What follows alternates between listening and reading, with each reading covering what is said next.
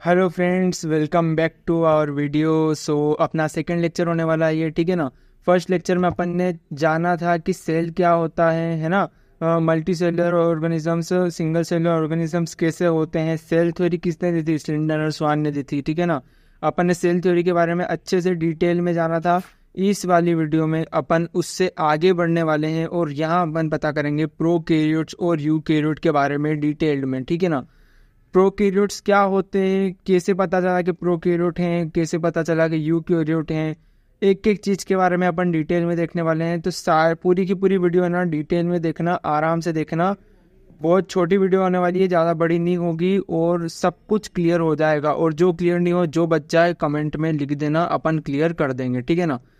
ठीक है, तो अपन यहाँ पे आते हैं प्रोकैरियोट क्या होते हैं। देखो, प्रोकैरियोट और यूकैरियोट का अपने को कैसे पता चला कि क्या प्रोकैरियोट थे और क्या यूकैरियोट थे। तो देखो, जब सेल के बारे में अपने को पता चला कि साइंटिस्टों ने देखा कि कुछ एक स्ट्रक्चर है जो कि मिनिमम होना ही चाहिए किसी भी लिविंग ऑर्गेनिज्म के लिए, तो आपको पता चला कि वो सेल है, ठीक है ना। अब जैसे अपन गाय देखते हैं तो अपन ने सबसे पहले देखा कि ठीक है वो काऊ है। अब उसकी काऊ के बारे में अपने और पता चला, तब जाके हमने डिफाइन करा कि अच्छा ये देसी गाय है और ये विदेशी है। वैसे ही अपने को पहले तो सेल के बारे में पता होना जरूरी था। और जब अपने को सेल के बारे में पता हुआ तो हमने सोचा कि अब अपन इसको भी डिफाइन करेंगे कि किस किस टाइप के सेल होते हैं। तो जब साइंटिस्ट ने ऑब्जर्व करा सेल को, तो उनको भी दो टाइप के सेल पता चले, ठीक है ना। जिसमें से अपन ने दोनों का नाम अलग अलग दिया। एक का नाम दे दिया अपन ने प्रोकैरियोट और दूसरे का नाम दे दिया अपन ने यूकैरियोट। अब हमने कैसे डिफाइन करा कि ये प्रोकैरियोट है और ये यूकैरियोट है, और क्यों, मतलब प्रोकैरियोट है तो उसमें ऐसा क्या खास है जो अपन ने एक ही सेल को अलग अलग तरह से बताया, है ना। तो प्रोकैरियोट हमने उनको बोला जिनके पास में जो सेल ऑर्गेनेलिस थी वो प्रेजेंट नहीं थी, मेम्ब्रेन बाउंड ऑर्गेनेली नहीं थी, और उनका जो न्यूक्लियस था ना वो खुला था, मतलब बिल्कुल पूरे सेल के अंदर फैला हुआ था। और यूकैरियोट जो थे वो वेल डिफाइंड थे, उनके अंदर न्यूक्लियस बहुत ही सही तरीके से अरेंज्ड था, उसके अंदर सारी सेल ऑर्गेनेली थी और सबका अपना अपना फंक्शन था, ठीक है ना। और प्रोकैरियोट में क्या था कि वो एक ही सेल था और उसी के अंदर सब खिचड़ी पकड़ी थी, मतलब पूरा का पूरा एक जैसा था। तो प्रोकैरियोट मतलब यूं समझ लो कि वो थोड़ा सा कम वाला था, वो ज़्यादा मॉडिफाइड नहीं था, ठीक है ना। तो सबसे पहले अपन प्रोकैरियोट के बारे में डिटेल में पढ़ेंगे, जिसके बाद में तुमको यूकैरियोट के बारे में अपने आप ही समझ में आ जाएगा। कुछ अगर गलती से छूट जाए, वैसे तो कोई चांस नहीं बचेगा, छूट जाए तो कमेंट में बता देना, ठीक है ना। प्रोकैरियोट के बारे में अपन अब इसमें पढ़ते हैं। तो प्रोकैरियोट में ग्राम पॉजिटिव और ग्राम नेगेटिव के बारे में अपन देखेंगे और जनरल कैरेक्टरिस्टिक्स इसके देखेंगे। तो प्रोकैरियोट में देखो सेल वॉल तो होती है, सारे के सारे प्रोकैरियोट में सेल वॉल होती है। ये बहुत ही बेसिक चीज बता रहा हूँ मैं, इसका ध्यान रखना। सिर्फ इसका एक एक्सेप्शन है जो कि है अपना माइकोप्लाज्मा। सिर्फ माइकोप्लाज्मा में ही सेल वॉल नहीं होती, बाकी all prokaryotes have cell wall. ये एनसीईआरटी में लाइन लिखी हुई है, ठीक है ना। इससे क्वेश्चन उठ सकता है, इसको ध्यान रखना। तो प्रोकैरियोट सेल था, उस सेल के आसपास इन्वेलप थी। अब उस इन्वेलप में क्या था, ग्लाइकोकेलेक्स था। अब ग्लाइकोकेलेक्स का क्या काम क्या था, अब वो सेल इन्वेलप है तो उसके पीछे कोई कारण होगा ना, तो उसका काम था अटैचमेंट प्रोवाइड करना और स्टिकी अपीयरेंस प्रोवाइड करना। वो क्या करता था, उस सेल को अटैचमेंट प्रोवाइड करता था और स्टिकी अपीयरेंस प्रोवाइड करता था। पर ग्लाइकोकेलेक्स को भी हमने दो चीज में डिफाइन कर दिया था। ग्लाइकोकेलेक्स भी दो टाइप से कंपोजिशन हो सकता है डिफरेंट डिफरेंट बैक्टीरिया के अंदर, ठीक है ना। तो ग्लाइकोकेलेक्स लूज शीट में अगर प्रेजेंट है किसी बैक्टीरिया के अंदर, तो वो स्लाइम लेयर में होगा, और वो किस चीज में मदद करेगा, वो प्रिवेंट करेगा वाटर लॉस जो होगा वो कम होगा, और न्यूट्रिशन लॉस जो होगा वो भी कम होगा। तो ग्लाइकोकेलेक्स प्रोकैरियोट में प्रेजेंट होता है, सेल इन्वेलप होता है, जो कि डिफरेंट डिफरेंट बैक्टीरिया में डिफरेंट डिफरेंट तरह से काम करता है। अगर वो लूज शीट स्लाइम लेयर में प्रेजेंट है तो वो क्या करेगा, वाटर लॉस को रोकेगा और न्यूट्रिशन लॉस को भी बचाएगा। अगर ग्लाइकोकेलेक्स किसी बैक्टीरिया में टाइटली पैक्ड है तो वो कैप्सूल लाइक फॉर्मेशन करेगा, और वो क्या करेगा, protect bacteria from host immunity. मतलब मान लो अगर अपने अंदर बैक्टीरिया आता है तो उस बैक्टीरिया को अपनी इम्यूनिटी तो फटाक से मार देगी, फिर हमको गोली वगैरह लेने की क्या जरूरत पड़ती है। तो वो क्या करता है, उसको इम्यूनिटी से बचने की में मदद करता है। हमारी इम्यूनिटी उसका कुछ नहीं बिगाड़ पाए, वो अपनी तरफ से डिफेंस मैकेनिज्म दिखाता है ना। तो अगर वो टाइटली पैक है तो कैप्सूल में प्रेजेंट होगा, कैप्सूल लाइक स्ट्रक्चर होगा, और वो क्या करेगा, बैक्टीरिया को इम्यूनिटी से बचाएगा, होस्ट इम्यूनिटी से बचाएगा, ठीक है। और वो किस चीज़ के लिए रिस्पॉन्सिबल होगा, न्यूट्रिशन वगैरह जो है थोड़ा बहुत बचाने के लिए वो भी कभी कभी मदद कर देता है। अब ग्राम पॉजिटिव बैक्टीरिया क्या होते हैं और ग्राम नेगेटिव बैक्टीरिया क्या होते हैं, तो अपन इसमें डीप में नहीं जाएंगे, ये बीएससी लेवल की चीज़ है तो अपने को इतना ज़्यादा नहीं घुसना है। ग्राम पॉजिटिव बैक्टीरिया सिंपल जो एनसीईआरटी लाइन में लिखा है बस उसी को हल्का सा याद रख लेना कि ग्राम पॉजिटिव वो है जो ग्राम स्टेन को ले लेते हैं और ग्राम नेगेटिव वो है जो ग्राम स्टेन को नहीं लेते हैं।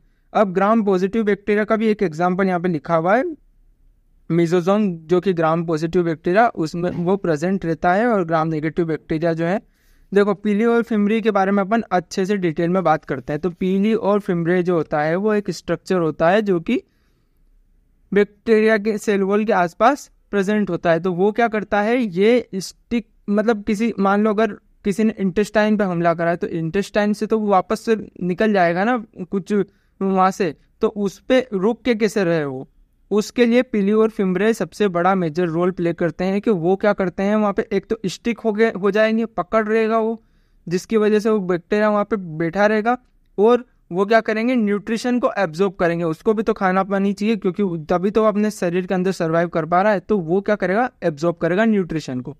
ठीक है, जिसके बाद में फ्लेजिला जो होता है, फ्लेजिला क्या करता है, फ्लेजिला मदद करता है मूवमेंट में। पीली और फिमरे कभी मूवमेंट में मदद नहीं करेंगे, ये सिर्फ पीली और फिमरे क्या करेंगे, एक तो रुका रहे वो एक जगह और दूसरा क्या करे, एब्जॉर्ब करें न्यूट्रिशन को। बट फ्लेजिला का रोल यहाँ पे थोड़ा सा अलग हो जाता है। फ्लेजिला क्या करता है, फ्लेजिला उसको मूवमेंट प्रोवाइड करने में मदद करता है। अब फ्लेजिला का भी पूरा बेसिक स्ट्रक्चर जो है वो यहाँ पे तुमको देखने को मिल रहा है। तो फ्लेजिला में है ना, सबसे नीचे जो होता है वो बेसल बॉडी, सीधी सी बात है, बेस में है, बेस मतलब नीचे है और उसको क्या बोल देंगे, बेसल बॉडी बोल देंगे। ये नाम याद रखने में दिक्कत नहीं होनी चाहिए। ठीक है, जिसके बाद में आता है हुक और जिसके बाद में आता है फिलामेंट। हुक मतलब जहाँ बेसल बॉडी से वो अटैच्ड है फिलामेंट, उसको क्या बोलेंगे अपन, हुक बोलेंगे। और जो लहराएगा ना जिसकी वजह से वो मूवमेंट कर पाएगा उसको अपन बोल देंगे फिलामेंट। तो क्या क्या हो जाएगा इसका, बेसल बॉडी, हुक और फिलामेंट। ठीक है ना, तीन चीज हो जाएगी फ्लेजिला में। अब इनके प्रोकैरियोट्स के अंदर इंक्लूजन बॉडीज भी प्रेजेंट होती है। अब इंक्लूजन बॉडीज क्या करती होगी, इंक्लूजन बॉडी क्या करती है, प्रेजेंट ओनली इन प्रोकैरियोट। सबसे पहले तो इंक्लूजन बॉडी सिर्फ और सिर्फ किसके अंदर प्रेजेंट होगी, प्रोकैरियोट के अंदर प्रेजेंट होगी। और ये क्या करेगी, स्टोरेज बॉडी है जो कि क्या, अब स्टोरेज बॉडी का क्या काम होगा, सीधी सी बात है, स्टोर करके रखेगी ये प्रोटीन्स वगैरह, जो भी न्यूट्रिशन वगैरह है जो बैक्टीरिया के लिए इंपॉर्टेंट है। भैया आज मिल रहा है अपने को कोई न्यूट्रिशन, क्या गारंटी कि वो कल भी मिल जाएगा। तो अब आपातकालीन स्थिति में, कोरोना में अपन फंस गए थे तो जो घर में राशन बचा था उसी से काम चला रहे थे ना, वैसे ही क्या करता है ये स्टोरेज बॉडी है जो कि प्रोकैरियोट्स को मदद करती है न्यूट्रिशन स्टोर करने में, कि भैया एक आध दिन भी अपना काम चल जाए, भूख मिली से नहीं मर जाए अपन, है ना। जिसके बाद में lining free in cytoplasm and become very dense. ठीक है, तो ये बहुत डेंस बन जाती है, बहुत सारी इंक्लूजन बॉडीज प्रेजेंट होती है इनके अंदर।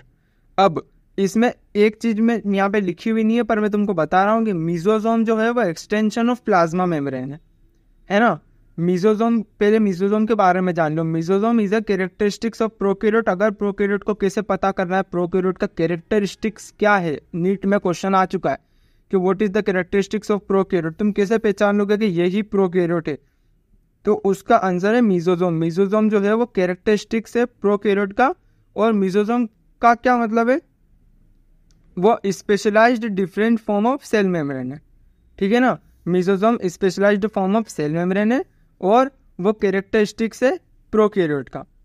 तो मीजोजोम क्या है, एक्सटेंशन ऑफ प्लाज्मा मेम्ब्रेन है, सेल मेम्ब्रेन प्लाज्मा मेम्ब्रेन एक ही बात है ना। तो एक्सटेंशन ऑफ प्लाज्मा मेम्ब्रेन है और फ्लेजिला जो है वो एक्सटेंशन ऑफ सेल वॉल है।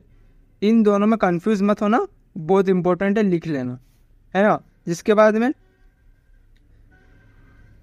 मेम्ब्रेन लेस फॉस्फोग्रेनुअल्स, ग्लाइकोजन ग्रेनुअल्स, ये दोनों जो होते हैं वो मेम्ब्रेन लेस होते हैं। डायरेक्ट याद रख लो, डायरेक्ट क्वेश्चन बन जाएगा, है ना।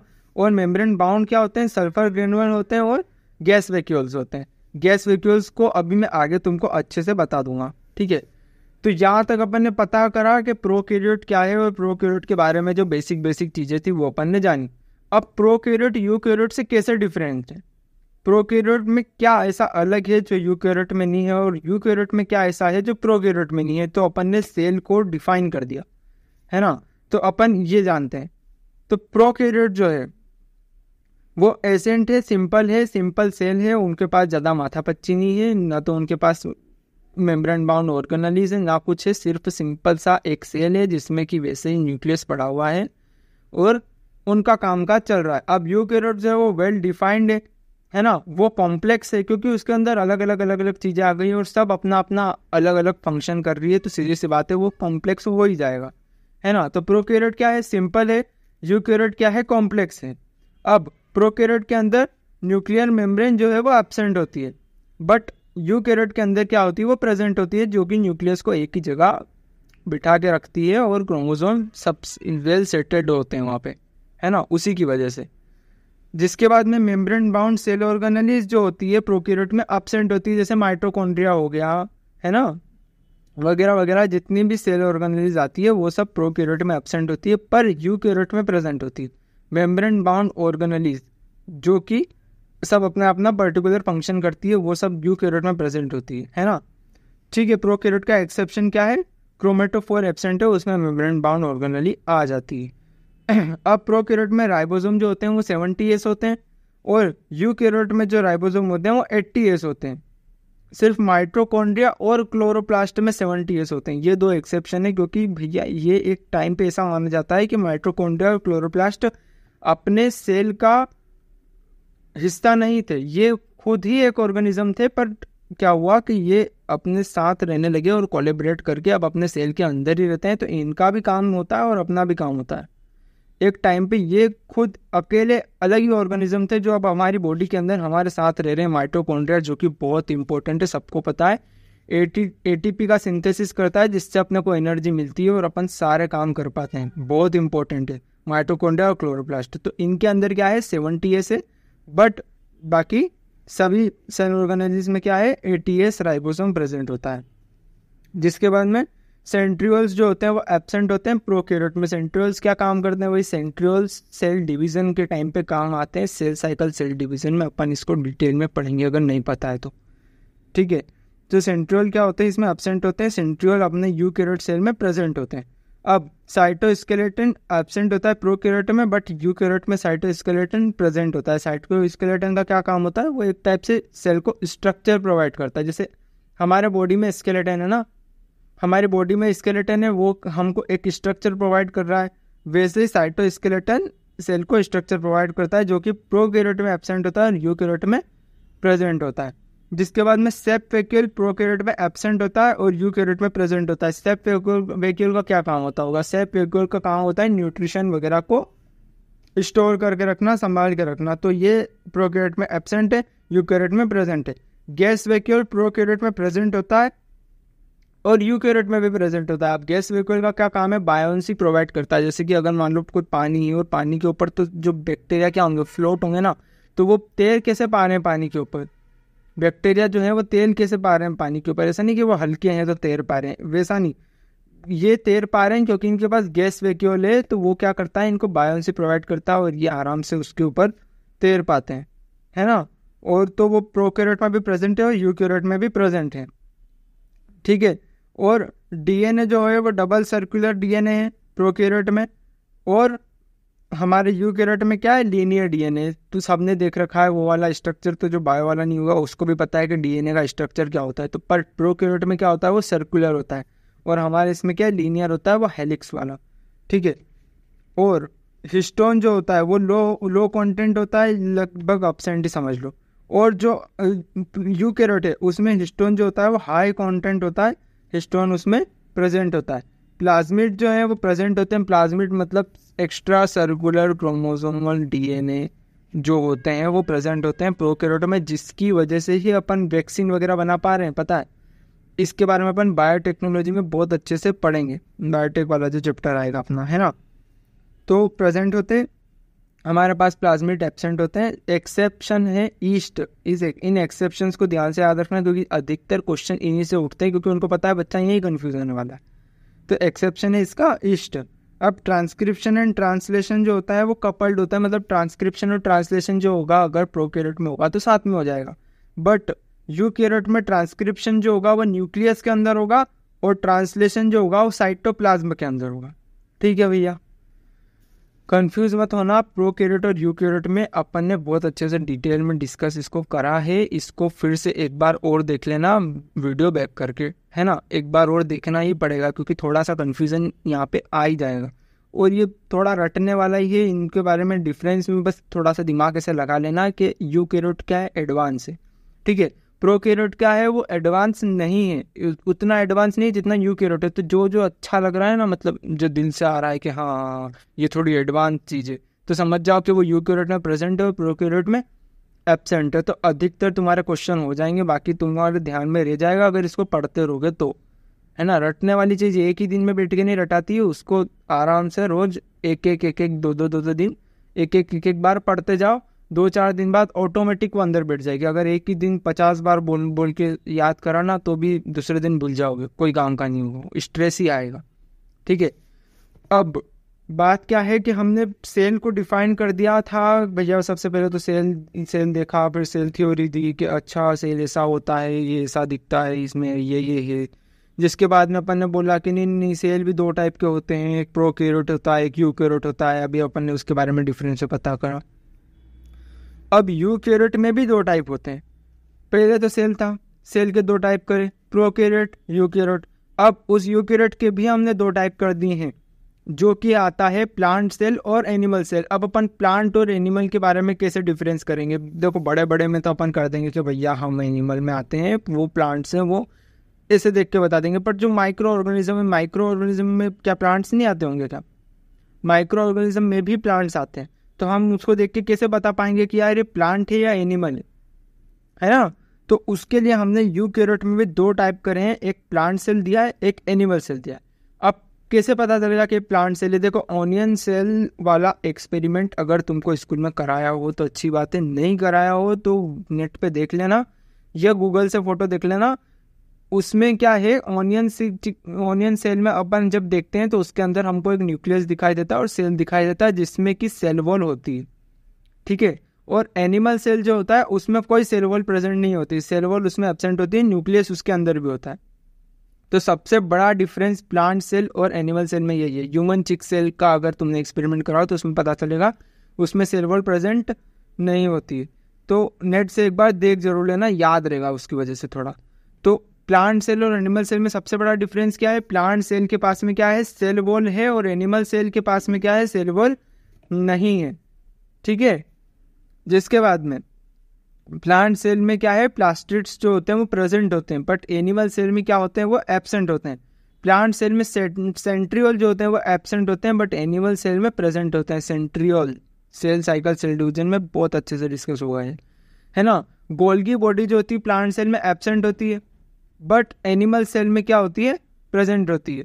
प्लांट सेल में डिक्टियोसोम्स जो होते हैं वो प्रेजेंट होते हैं और एनिमल सेल में नहीं होते हैं। लार्ज सेंट्रल वैक्यूल जो होता है वो प्रेजेंट होता है प्लांट सेल में, और एनिमल सेल में जो होता है वो या तो स्मॉल होगा या फिर एब्सेंट ही होगा, सेंट्रल वैक्यूल। अब वैक्यूल का क्या काम होता है? अभी वैक्यूल का क्या काम है कि जो भी एक्स्ट्रा चीज़ें हैं ना सेल के अंदर जो कि फालतू है वगैरह है या फिर कुछ काम की भी है, तो वो स्टोर करने का काम प्लांट सेल के अंदर कौन करेगा? वैक्यूल करेगा। इधर प्रोकैरियोट में कौन कर रहा था? प्रोकैरियोट में कौन कर रहा था स्टोरेज का काम? इंक्लूजन बॉडीज कर रही थी, जिसके बारे में अपन ने अभी पढ़ा था, जो कि डेंस प्रेजेंट होती है ना, प्रेजेंट ओनली इन प्रोकैरियोट होती है। तो भाई इधर यूकैरियोट में भी प्लांट सेल को काम पड़ गया स्टोरेज का। अब इसके पास तो कॉपीराइट ही नहीं है कि अपन इंक्लूजन बॉडी लाए, तो इसने क्या करा, इसने वैक्यूल बना लिया। अब वैक्यूल के अंदर सब कुछ स्टोर हो रहा है, और इधर एनिमल सेल को उसकी कोई ज़रूरत नहीं, एनिमल सेल डायरेक्ट एक्सक्रीट कर देता है अगर फालतू चीज़ होती है तो, ठीक है। तो एनिमल सेल एनिमल सेल के अंदर वैक्यूल होगा भी तो बहुत स्मॉल होगा या फिर एब्सेंट होगा, ठीक है। तो आज की वीडियो में अपन ने क्या क्या पढ़ा? आज की वीडियो में अपन ने देखा कि प्रोकैरियोट और यूकैरियोट क्या होते हैं।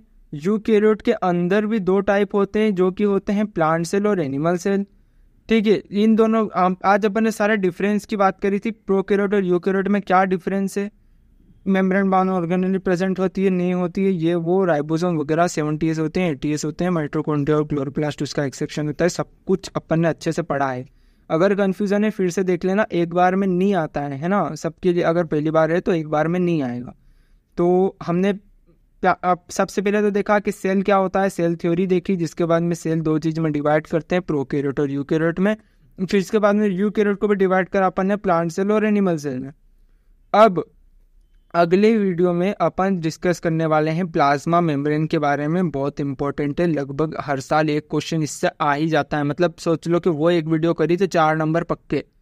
तो प्लाज्मा मेम्ब्रेन वाली वीडियो अपने आने वाली है, अगले संडे सैटरडे को आ जाएगी। और इस वीडियो में अगर कुछ भी कन्फ्यूज़न है, कुछ भी अगर लगा के अरे ये क्या बोल दिया समझ में नहीं आया, डायरेक्ट कमेंट करना, पक्का रिप्लाई मिल जाएगा। ठीक है, थैंक यू, फिर मिलेंगे, ओके बाय।